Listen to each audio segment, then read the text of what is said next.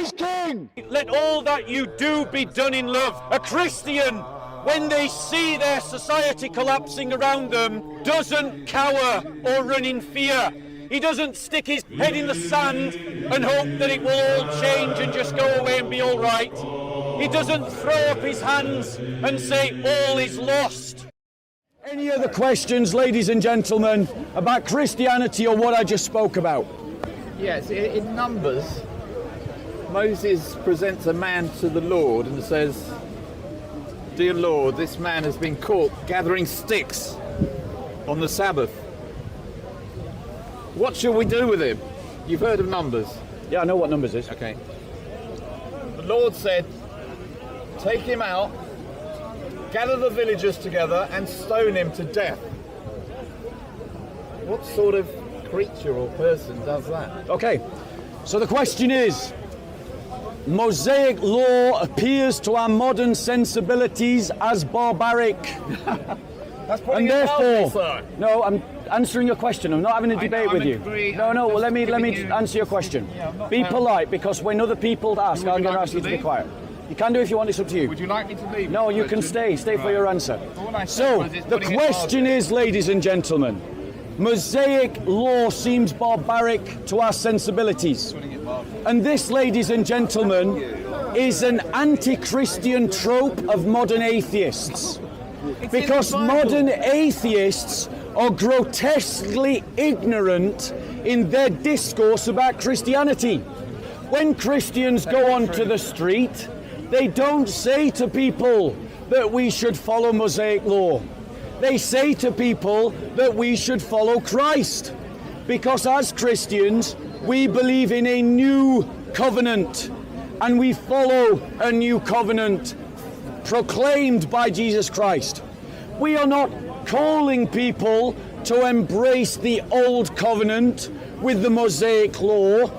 We are calling people to embrace the new covenant spoken of by Jesus Christ.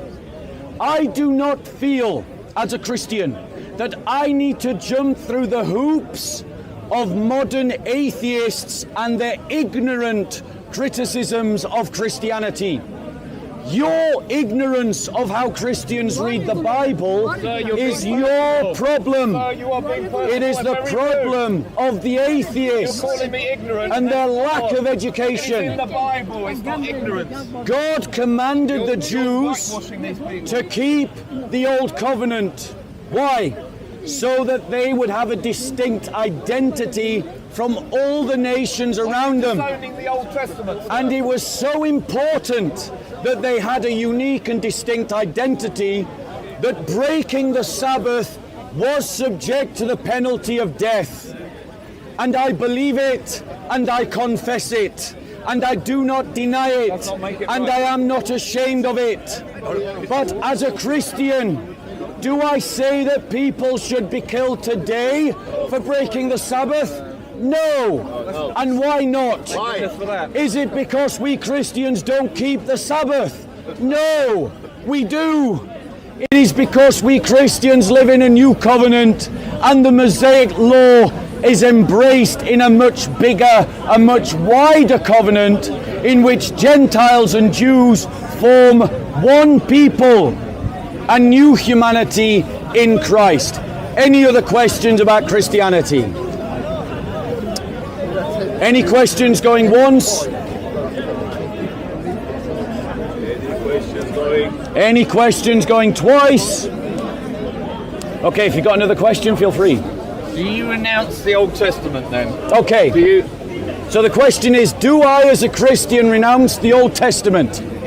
The answer to this question is objectively and absolutely no.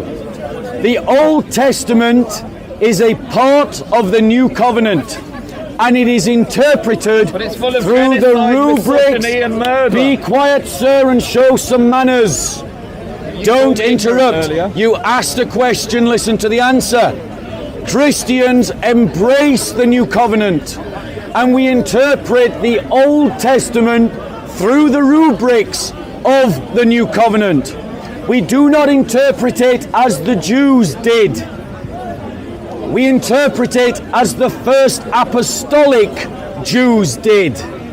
And by it is their interpretation, a Second Temple Jewish interpretation, that we interpret the Old Testament as part of the New Covenant.